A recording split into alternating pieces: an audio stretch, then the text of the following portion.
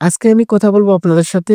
আমাদের মধ্যে কিছু লোকের ক্ষেত্রে দেখা যাচ্ছে আমরা অনেক সময় সেলিব্রিটিদেরকে ফলো করি। তবে আমাদেরকে কোন ধরনের সেলিব্রিটিকে ফলো করা আমাদের লাইফের জন্য অনেক বেশি বেটার হবে, অনেক বেশি হেল্পফুল হবে। আজকে আমি কথা বলবো ওই বিষয়টা নিয়ে। আসসালামু আলাইকুম রাহমাতুল্লাহি ওয়া বারাকাতুহু। প্রিয় দর্শক শ্রোতা সবাই কেমন আছেন? আশা করি অনেক ভালো আছেন। আমি আলহামদুলিল্লাহ ভালো আছি। প্রিয় দর্শক শ্রোতা আজকে আমি আরেকটি ভিডিও নিয়ে আপনাদের মাঝে উপস্থিত হলাম।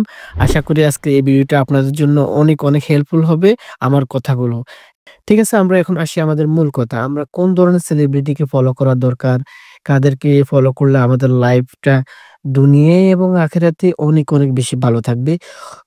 আমাদের মধ্যে প্রায় সময় দেখা যায় বন্ধু-বান্ধবের মধ্যে এবং বিশেষ করে ইয়াংদের মধ্যে এই জিনিসটা অনেক বেশি দেখা যায়। যেমন কেউ একজন যদি ভালো সিঙ্গার বা কেউ একজন হিরো বা নায়ক, তো দেখা যাচ্ছে যে সে ওই সেলিব্রিটিটাকে ফলো করতেছে। সেলিব্রিটিকে ফলো করতেছে।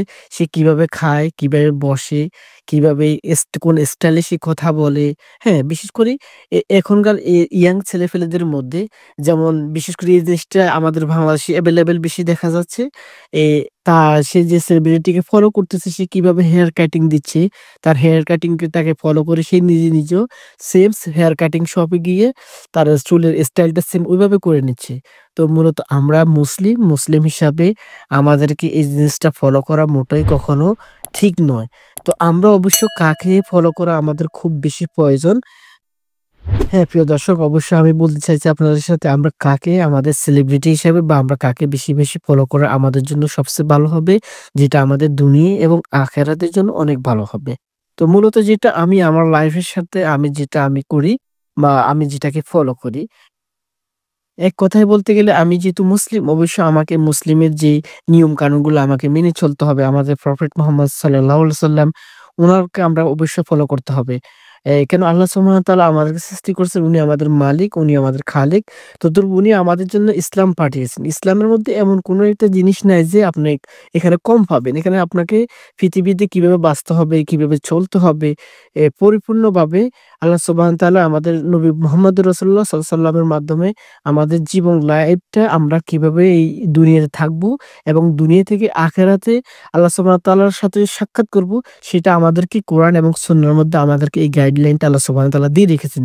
তো ধরুন আমি একজন মুসলিম যেহেতু আমি এই কথাটা আপনাদেরকে বলবো, আমরা বিশেষ করি কোরআন এবং আমরা সুন্নাহকে ফলো আলেমদেরকে করতে পারি। আমাদের ফলো করতে পারি। বিশেষ করে দেখেন আমি একটা কথা বলি, আপনাকে আমাকে যদি কেউ সঠিক রাস্তা দেখাতে চায়, আমি আপনাকে একটা কথার উদাহরণ দিয়ে বলি কথাটা। আপনি একটা রাস্তার মধ্যে দাঁড়িয়ে আছেন। তখন যদি আপনি ২ ব্যক্তিকে জিজ্ঞেস করেন, একজন কিন্তু এই রাস্তাটা সম্পর্কে জানে, আরেকজন কিন্তু এই রাস্তাটা সম্পর্কে জানে না। আমার কথাটা আপনাকে বুঝতে হবে। যখন আপনি না জানা ব্যক্তিকে জিজ্ঞেস করবেন, "ভাই আমি অমুক জায়গায় আমি যেতে চাই।" তখন না জানা ব্যক্তি কি আপনাকে সঠিক রাস্তা দেখাতে পারবে? না, সে কখনোই পারবে না। কেননা সে এই বিষয়টা জানেই না। তো ধরুন আমাদেরকে যেহেতু আমাদের আল্লাহ সুবহানাহু ওয়া তাআলা সৃষ্টি করছেন, আমরা সঠিক জায়গায় যেতে হলে আমরা আল্লাহ সুবহানাহু ওয়া তাআলার সাথে সম্পর্ক করতে হলে আমাদেরকে অবশ্যই আলেমদের সাথে সম্পর্ক করতে হবে।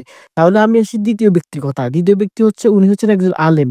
উনি ইসলাম সম্পর্কে জানেন, আল্লাহ সুবহানাহু ওয়া তাআলা সম্পর্কে জানেন। কেননা উনি আল্লাহ সুবহানাহু ওয়া তাআলা যে কোরআন সম্পর্কে স্টাডি করছেন, পড়াশোনা করছেন।